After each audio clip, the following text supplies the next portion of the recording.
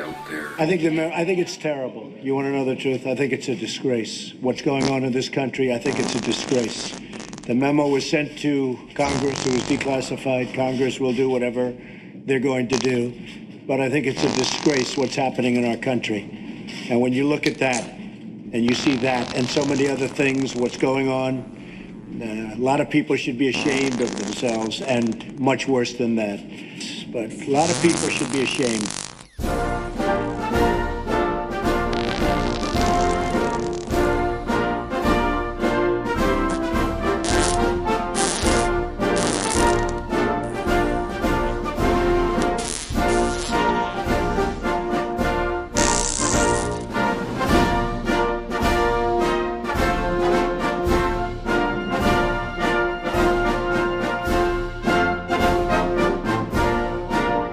Clean coal, really clean coal.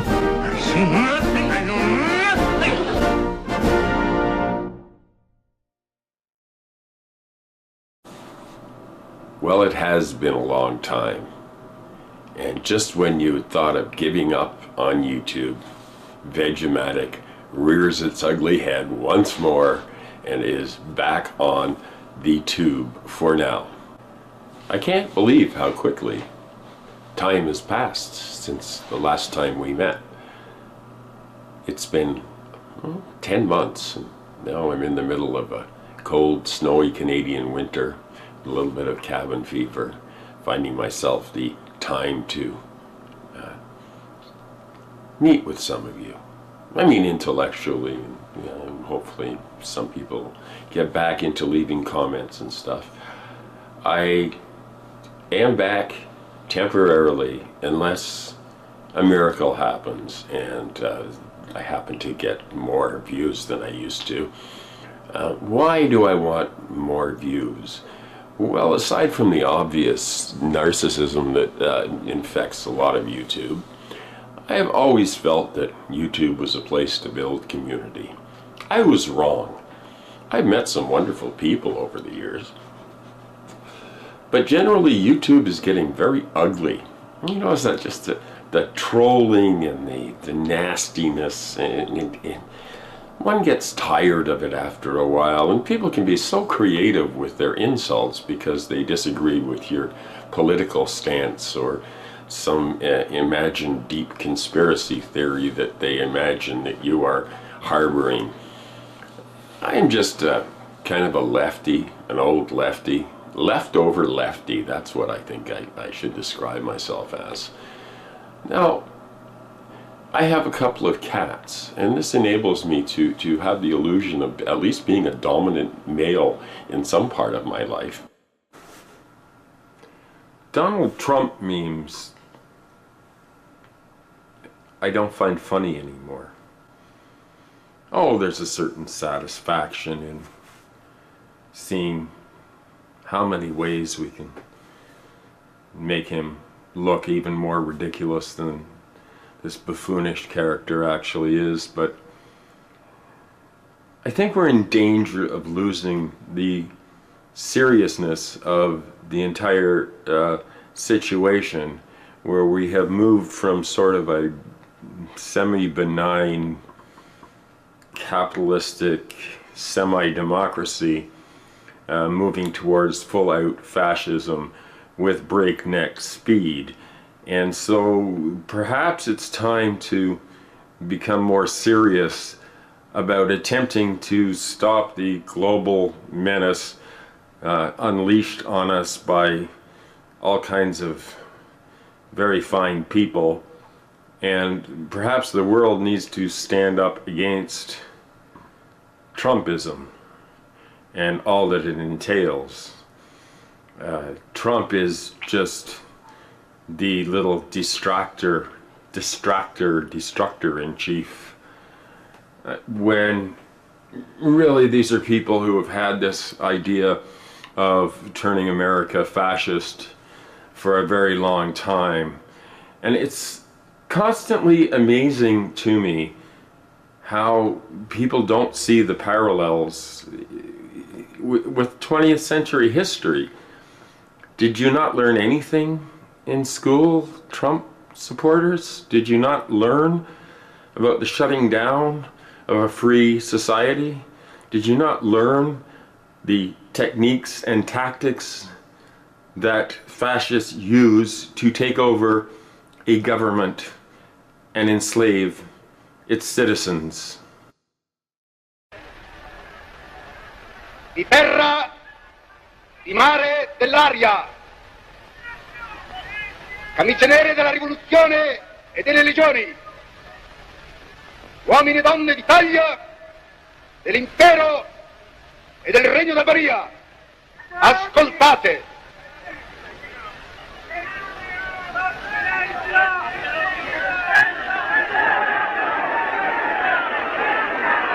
Un'ora segnata dal destino, batte nel cielo della nostra patria.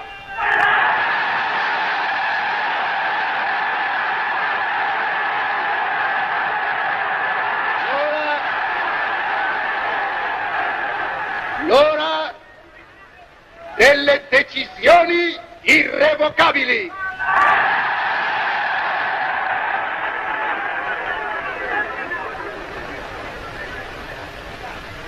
La dichiarazione di guerra è già stata consegnata agli ambasciatori. Now, in the lighter side of the news today, I saw this little item from the BBC. A suspected big cat poacher has been eaten by lions near the Kruger National Park in South Africa. The animals left little behind, but some body parts were found over the weekend at a game park near Hoedspruit. It's one of those Afrikaner names, I guess. It's Hoedspruit, I think. Yeah. It seems like the victim was poaching in the game park when he was attacked and killed by lions. They ate his body, nearly all of it, and left just his head and some remains. A loaded hunting rifle and ammunition were found next to the body. Sometimes the universe can be a just place. This just in from the Wrap. Trump's Tianimin Square? Question mark? Protesters vow to lie down in front of tanks at Trump's military parade. Well, good for you. We are not an empire drifting towards extinction, protest organizer Arne McCrory said. Dozens of protesters are planning to disrupt President Donald Trump's planned military parade in Washington, D.C., vowing to lie in front of the tanks at Tianimin Square to keep them from moving. We now have nearly 50 Americans who have signed on to lay in front of the tanks as Trump brings out his military parade, Anne Minconi wrote on Wednesday, in a gesture he said was inspired by the Chinese pro-democracy protesters who made history during the 1989 demonstrations in Beijing's Tiananmen Square. Well, I could see 50, 500, 5,000, maybe more. Everybody should just camp out. Just, bring your sleeping bags and some reefer and a bottle of whatever your favorite beverage is and lie down in front of those tanks. I love it. I don't think it will look good. We will rain on his parade. Wonderful. Fantastic. This is the sort of anti-fascism demonstrations that need to happen. And sure, there are many, many Trump tards out there. There's millions of them still, unfortunately, that will believe anything if it comes out of this man's fetid mouth. This just in from Mother Jones. Top Republicans in the Pennsylvania legislature aren't giving an inch in the ongoing battle over the state's congressional map. You know that the federal judge said was gerrymandered and was favoring the Republicans, and it's been like that for years, but somebody finally bitched about it. On Friday, they submitted a new map for the 2018 election. The analysis show is just as gerrymandered as the old one. There's a surprise. It would ensure Republicans keep an outsized number of seats in a state closely divided between the two parties. Whatever map used in Pennsylvania could have a significant effect on who wins the House of Representatives in November. So between cross-check and gerrymandering and voter suppression, those damn Trump-tards are gonna get in no matter what. You know, one thing I wanted to talk about was battles on the internet between people that are friends of mine that don't necessarily get along with each other. And you know, it's silly. There's things I disagree with about just about everybody, and I'm sure that people feel the same way about my rants and everything. But does it have to denigrate our friendship, and do we have to pick sides and everything if there's battles between friends on the internet that we both like? There's a few instances of people disagreeing with each other, and it gets out of hand and it gets ugly, and then I'm going, I don't know, I don't care about this shit. You fight it out amongst yourselves. Don't bring it to me. Don't tell me about it. I don't need to know. I had to block somebody from leaving comments on the channel, which is the first time I've ever done this. And the reason I had to do it was simply because this person, Phoenix Chastelane, I think this person's name was, I don't know whether it's a man or a woman or whatever, was trolling the channel for a long time, and I just kind of ignored it. Then I would reply to some of these posts that were sort of backhanded compliments and sneaky little, you know, jabs. And this person followed me for a long time. And then finally on the last video, he left this long soliloquy about how I personally was responsible for all the ills of my generation, and nasty shit. And left me in a position where I could not reply because this person had blocked my ability to reply to their comments. So I wouldn't have taken it down but for that. So I blocked this person because I don't need the negativity on this channel. I don't need to apologize for being the age I am. Now picture, if you will, 30 years in the future, if you're, say, you know, half my age, 30 years old or whatever, and the generation under you starts blaming you. Well, you're the generation that gave us Trump. You're the generation that did stuff that you have no control, that you are opposed to, and yet, as an entire generation, you get blamed for it.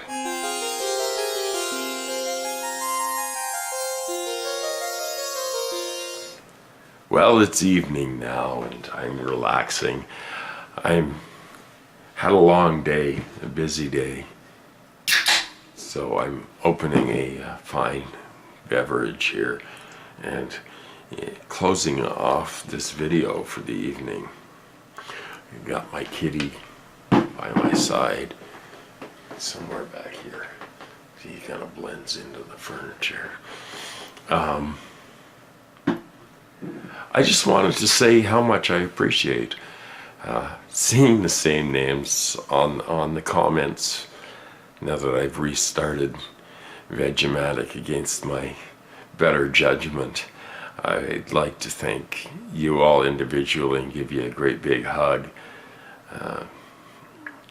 especially the people that haven't forgotten me. I thought I would be forgotten after 10 months, but there were enough of you to actually convince me that maybe this is worthwhile, this kind of strange channel that doesn't really fit in to the tubiverse very well. And I'd just like to say cheers to all of you. Jan, you're a sweetie and I love you. Sandy, you're another sweetie and I love you. Hambone, you're an irascible bastard and I love you. All of you guys. Joey Bag of Donuts, you're a sweet guy.